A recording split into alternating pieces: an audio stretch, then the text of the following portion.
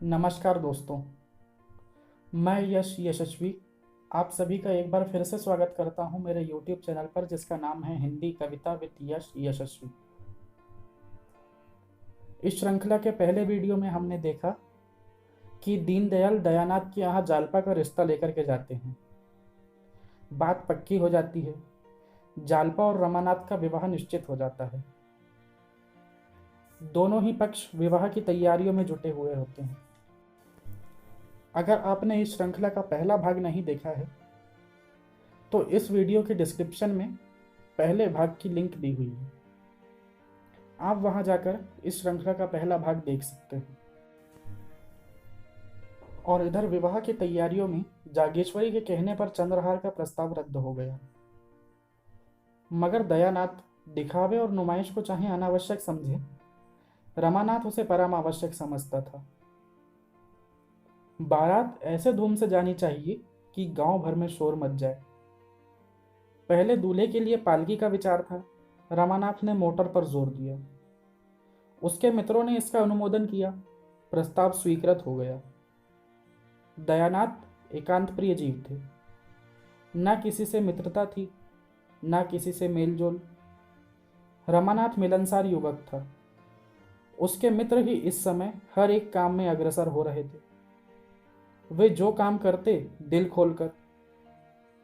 आतिशबाजियां बनवाई तो अव्वल दर्जे की, नाच ठीक किया तो अव्वल दर्जे का, बाजे गाजे भी अव्वल दर्जे के। दोयम या सोयम का तो वहां जिक्र ही ना था। नाटक उस वक्त पास होता है जब रसिक समाज उसे पसंद कर लेता है। बारात का नाटक उस वक्त पास होता है जब राह चलते आदमी उसे पसंद कर लेते हैं। नाटक की परीक्षा 4-5 घंटे तक होती रहती है। बारात की परीक्षा के लिए केवल इतने ही मिनटों का समय होता है। सारी सजावट, सारी दौड़ धूप और तैयारियां का निपटारा 5 मिनटों में हो जाता है। अगर सबके मुंह से वाह वाह निकल गया तो तमाशा पास, नहीं तो फेल। रुपया, मेहनत, फिक्र सब अकारत। दयानाथ का तमाशा पास हो गया। शहर में वह तीसरे दर्जे में आता, गांव में अव्वल दर्जे में आया। कोई बाजों की धो धो पोपो सुनकर मस्त हो रहा था, कोई मोटर को आंखें फाड़ फाड़ कर देख रहा था। कुछ लोग फुलवारियों के तख्त देखकर लोटपोट हो जाते थे। आतिशबाजी ही मनोरंजन का केंद्र थी।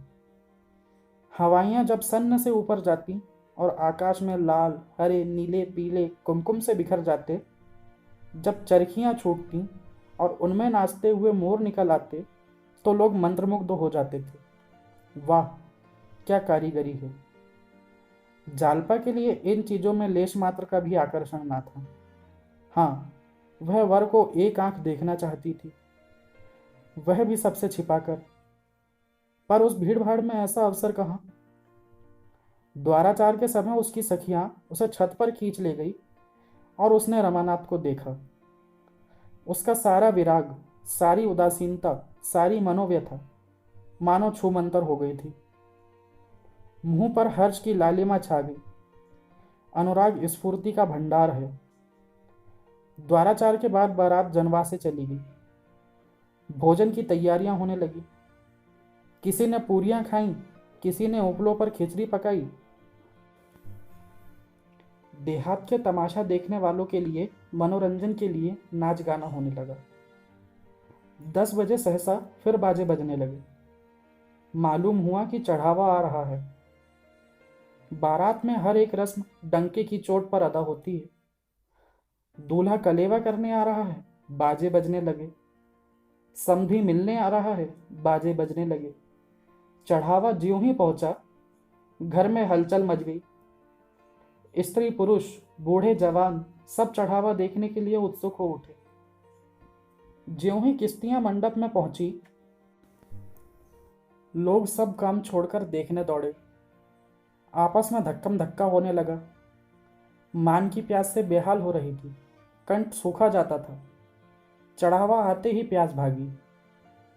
दीनदयाल मारे भूख प्यास के निर्जीव से पड़े थे। वह समाचार सुनते ही सचेत होकर दौड़े।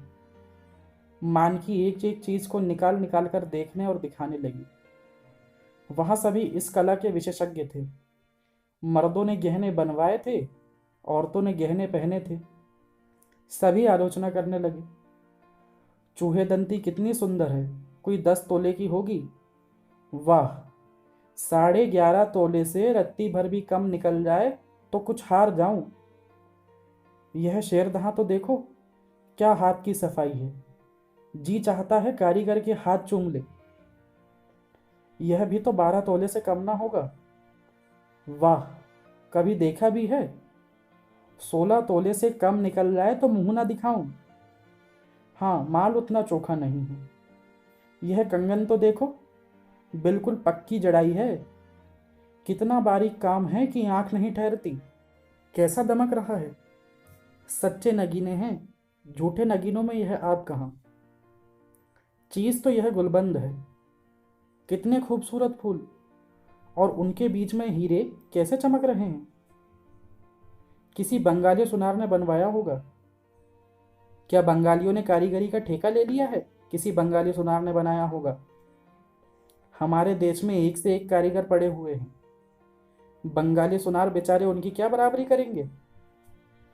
इसी तरह एक एक चीज की आलोचना होती रही। सहसा किसी ने कहा, चंद्रहार नहीं है क्या। मानकी ने रोनी सूरत बनाकर कहा, नहीं आया। एक महिला बोली, अरे चंद्रहार नहीं आया। दीनदयाल ने गंभीर स्वर में कहा, और सभी चीजें तो हैं, एक चंद्रहार ही तो नहीं है। उसी महिला ने मुंह बनाकर कहा, चंद्रहार की बात ही और होती है। मानकी ने चढ़ावा को सामने से हटाकर कहा, बेचारी के भाग में चंद्रहार लिखा ही नहीं है।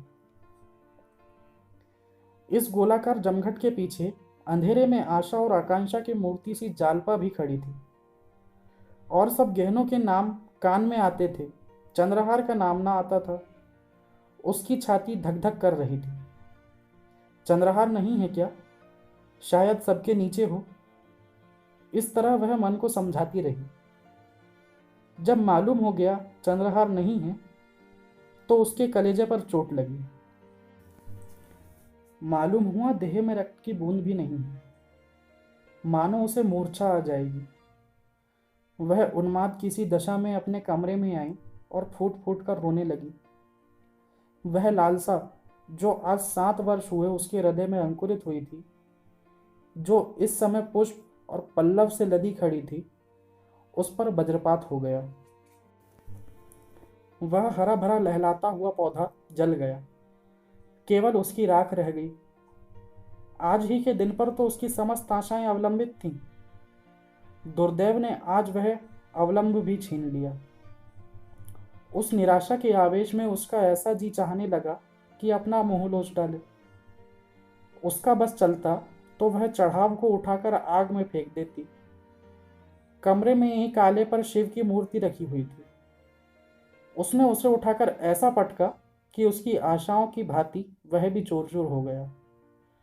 उसने निश्चय किया कि मैं कोई आभूषण ना पहनूंगी। आभूषण पहनने से होता ही क्या है। जो रूप विहीन हो वह अपने को गहने से सजाए। मुझे तो ईश्वर ने यूं ही सुंदरी बनाया है। मैं गहने ना पहनकर भी बुरी ना लगूंगी। सस्ती चीजें उठा लाए, जिसमें रुपए खर्च होते थे उसका नाम ही ना लिया। अगर गिनती ही गिनानी थी तो इतने ही दामों में इसके 2 गुने गहने आ जाते। वह इसी क्रोध में भरी बैठी हुई थी कि उसकी तीनों सखियां आकर खड़ी हो गई। उन्होंने समझा था जालपा को अभी चढ़ाव की खबर नहीं है। जालपा ने उन्हें देखते ही अपनी आंखें पोंछ डाली और मुस्कुराने लगी। राधा मुस्कुराकर बोली, जालपा, मालूम होता है तूने बड़ी तपस्या की थी। ऐसा चढ़ाव मैंने आज तक नहीं देखा था। अब तो तेरी सब साथ पूरी हो गई। जालपा ने अपनी लंबी लंबी पलकें उठाकर उसकी ओर ऐसे दीन नेत्रों से देखा मानो जीवन में उसके लिए कोई आशा नहीं है। बोली, हाँ बहन, सब साथ पूरी हो गई। इन शब्दों में कितनी अपार मर्मांतक वेदना भरी हुई थी, इसका अनुमान तीनों युवतियों में से कोई भी न कर सकी। तीनों कौतूहल से उसकी ओर ताकने लगी, मानो उसका आशय उनकी समझ में न आया हो। बासंती ने कहा, जी चाहता है कारीगर के हाथ चूम लूं। शहजादी बोली, चढ़ाव ऐसा ही होना चाहिए कि देखने वाले फड़क उठें। बासंती बोली, तुम्हारी सास बड़ी चतुर जान पड़ती है, कोई चीज नहीं छोड़ी। जालपा ने मुंह फेर कर कहा, ऐसा ही होगा। राधा बोली, और तो सब कुछ है, केवल चंद्रहार नहीं है। शहजादी ने कहा, एक चंद्रहार के ना होने से क्या होता है बहन, उसकी जगह गुलबंद तो है। जालपा ने वक्रोक्ति के भाव से कहा, हाँ, देह में एक आंख ना होने से क्या होता है, और सब अंग होते ही हैं। आंख हुई तो क्या और ना हुई तो क्या। बालकों के मुंह से गंभीर बातें सुनकर जैसे हमें हंसी आ जाती है, उसी तरह जालपा के मुंह से यह लालसा से भरी हुई बातें सुनकर राधा और बासंती अपनी हंसी न रोक सकी। हाँ, शहजादी को हंसी न आई। यह आभूषण लालसा उसके लिए हंसने की बात नहीं, रोने की बात थी। कृत्रिम सहानुभूति दिखाती हुई बोली, सब न जाने कहाँ के जंगली हैं कि और सब चीजें तो ले आए, चंद्रहार न लाए, जो सब गहनों का राजा है। लाला अभी आते हैं तो पूछती हूँ कि तुमने यह कहाँ की रीत निकाली है, ऐसा अनर्थ भी कोई करता है। राधा और बासंती दिल में कांप रही थी कि जालपा कहीं ताड़ ना जाए। उनका बस चलता तो शहजादी का मुंह बंद कर देती, बार बार उसे चुप रहने का इशारा कर रही थी, मगर जालपा को शहजादी का यह व्यंग संवेदना से परिपूर्ण जान पड़ा। सजल नेत्र होकर बोली, क्या करोगी पूछकर बहन, जो होना था सो हो गया। शहजादी बोली, तुम पूछने को कहती हो, मैं रुलाकर छोड़ूंगी। मेरे चढ़ाव पर कंगन नहीं आया था। उस वक्त मन ऐसा खट्टा हुआ कि सारे गहनों को लात मार दूं।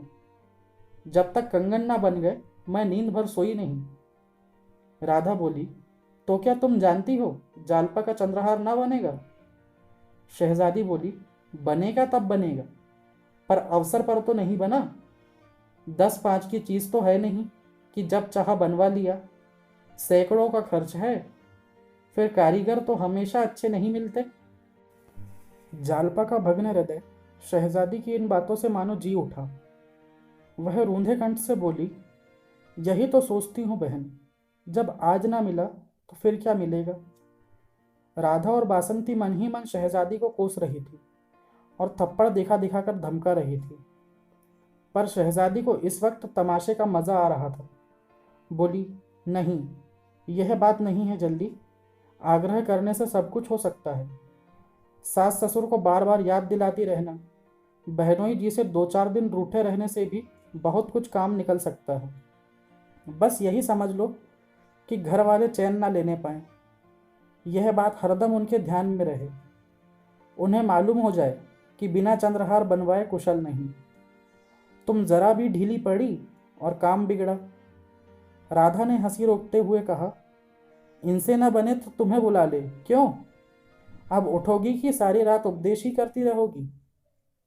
शहजादी बोली, चलती हूँ, ऐसा क्या भागड़ पड़ी है। हाँ, खूब याद आई, क्यों जल्दी? तेरी अम्मा जी के पास बड़ा अच्छा चंद्रहार है, तुझे ना देंगी। जालपा ने एक लंबी सांस लेकर कहा, क्या कहूँ बहन, मुझे तो आशा नहीं है। शहजादी बोली, एक बार कहकर देखो तो, अब उनके कोन पहनने ओढ़ने के दिन बैठे हैं। जालपा बोली, मुझसे तो ना कहा जाएगा। शहजादी ने कहा, मैं कह दूंगी। जालपा ने कहा, नहीं नहीं, तुम्हारे हाथ जोड़ती हूँ, मैं ज़रा उनके मात्र स्नेह की परीक्षा लेना चाहती हूँ। बासंती ने शहजादी से कहा, अब उठेगी भी, ये यहीं सारी रात उपदेश देती रहेगी। शहजादी उठी, पर जालपा रास्ता रोककर खड़ी हो गई और बोली, नहीं, अभी बैठो बहन, तुम्हारे पैर पड़ती हूँ। शहजादी, जब यह दोनों चुड़ैल बैठने दे तब बैठूं? मैं तो तुम्हें गुर सिखाती हूँ और ये दोनों मुझ पर झल्लाती हैं। सुन नहीं रही हो, मैं भी विष की गांठ हूँ। बासंती बोली, विष की गांठ तो तू है ही। शहजादी ने कहा, तुम भी तो ससुराल से साल भर बाद आई हो, कौन कौन सी नई चीज़ें बनवा लाई? बासंती बोली। और तुमने 3 साल में क्या बनवा लिया? शहजादी बोली। मेरी बात छोड़ो, मेरा खसम तो मेरी बात ही नहीं पूछता। राधा ने कहा, प्रेम के सामने गहनों का कोई मूल्य नहीं। शहजादी बोली, तो सूखा प्रेम तुम्ही को फले। इतने में मानकी ने आकर कहा, तुम तीनों यहाँ बैठी क्या कर रही हो? चलो, वहाँ लोग खाना खाने आ रहे हैं। तीनों युवतियाँ चली गई। जालपा माते के गले में चंद्रहार की शोभा देखकर मन ही मन सोचने लगी, गहनों से इनका जी अब तक नहीं भरा। महाशय दयानाथ जितनी उमंगों से ब्याह करने गए थे, उतना ही हतोत्साह होकर लौटे। दीनदयाल ने खूब दिया, लेकिन वहां से जो कुछ मिला वह नाच तमाशे नेक चार में खर्च हो गया। बार बार अपनी भूल पर पछताते, क्यों दिखावे और तमाशे में इतने रुपए खर्च किए। इसकी ज़रूरत ही क्या थी? ज़्यादा से ज़्यादा लोग यही कहते, महाशय बड़े कृपण हैं, उतना सुन लेते। इसमें क्या हानि थी? मैंने गांव वालों को तमाशा दिखाने का ठेका तो नहीं लिया था। यह सब रमा का दुस्साहस है। उसी ने सारे खर्च बढ़ा बढ़ाकर मेरा दिवाला निकाल दिया। और सब तकाजे तो 10-5 दिन टल भी सकते थे, पर सर्राफ किसी तरह ना मानता था। शादी के 7वें दिन उसे 1,000 रुपये देने का वादा था। 7वें दिन सर्राफ आया, मगर यहाँ रुपये कहाँ थे? दयानाथ में लल्लो चप्पू की आदत न थी, मगर आज उन्होंने उसे चकमा देने की खूब कोशिश की। किस्त बांधकर सब रुपये 6 महीने में अदा कर देने का वादा किया। फिर 3 महीने पर आए, मगर सर्राफ भी एक ही घुट्टी पिया हुआ था। उसी वक्त टला जब दयानाथ ने तीसरे दिन बाकी रकम की चीज़ें लौटा देने का वादा किया, और यह भी उसकी सज्जनता ही थी। वह तीसरा दिन भी आ गया, और अब दयानाथ को अपनी लाज रखने का कोई उपाय ना सोचता था। कोई चलता हुआ आदमी शायद इतना व्यग्र ना होता, हीले हवाले करके महाजन को महीनों टालता रहता। लेकिन दयानाथ इस मामले में अनाड़ी थे। जागेश्वरी ने आकर कहा, भोजन कब से ठंडा हो रहा है, खाकर तब बैठो। दयानाथ ने इस तरह गर्दन उठाई मानो सिर पर सैकड़ों मन का बोझ लदा हुआ है। बोले, तुम लोग जाकर खा लो, मुझे भूख नहीं। जागेश्वरी ने कहा, भूख क्यों नहीं है? रात भी तो कुछ नहीं खाया था। इस तरह दाना पानी छोड़ देने से महाजन के रुपये थोड़े ही अदा हो जाएंगे। दयानाथ ने कहा, मैं सोचता हूँ उसे आज क्या जवाब दूंगा।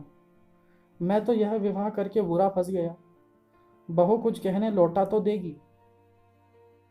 जागेश्वरी ने कहा, बहू का हाल तो सुन चुके, फिर भी उससे ऐसी आशा रखते हो? उसकी टेक है कि जब तक चंद्रहार ना बन जाएगा कोई गहना ही ना पहनूंगी। सारे गहने संदूक में बंद कर रखे हैं, बस वही एक बिल्लौर का हार गले में डाले हुए है। बहुएं बहुत देखी, पर ऐसी बहू ना देखी थी। फिर कितना बुरा मालूम होता है कि कल की आई बहू उससे गहने छीन लिए जाएं। दयानाथ ने चिढ़कर कहा, तुम तो जले पर नमक छिड़क रही हो। बुरा मालूम होता है तो लाओ 1,000 निकाल कर दे दो, महाजन को दे आऊं। देती हो? बुरा मुझे खुद मालूम होता है, लेकिन उपाय क्या है? गला कैसे छूटेगा? जागेश्वरी बोली, बेटे का ब्याह किया है कि ठट्ठा है? शादी ब्याह में सभी कर्ज लेते हैं। तुमने कोई नई बात नहीं की। खाने पहनने के लिए कौन कर्ज लेता है? धर्मात्मा बनने का कुछ फल मिलना चाहिए या नहीं? तुम्हारे ही दर्जे पर सत्यदेव हैं, पक्का मकान खड़ा कर लिया, जमींदारी खरीद ली। बेटे के ब्याह में कुछ नहीं तो 5,000 खर्च किए ही होंगे। दयानाथ बोले, जब ही दोनों लड़के भी तो चल दिए। जागेश्वरी ने कहा, मरना जीना तो संसार की गति है। लेते हैं वह भी मरते हैं, नहीं लेते वह भी मरते हैं। अगर तुम चाहो तो 6 महीने में सब रुपये चुका सकते हो। दयानाथ ने त्योरी चढ़ाकर कहा, जो बात जिंदगी भर नहीं की वह अब आखिरी वक्त नहीं कर सकता।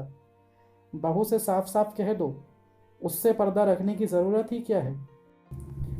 और पर्दा रह भी कितने दिन सकता है? आज नहीं तो कल सारा हाल मालूम हो ही जाएगा। बस 3-4 चीज़ें लौटा दे तो काम बन जाए। तुम मुझसे एक बार कहो तो। जागेश्वरी झुंझलाकर बोली, उससे तुम ही कहो, मुझसे तो ना कहा जाएगा। सहसा रमानाथ टेनिस रैकेट लिए बाहर से आया।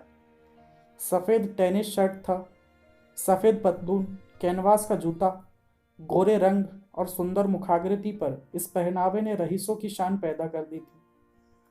रुमाल में बेले के गजरे लिए हुए था, उससे सुगंध उड़ रही थी।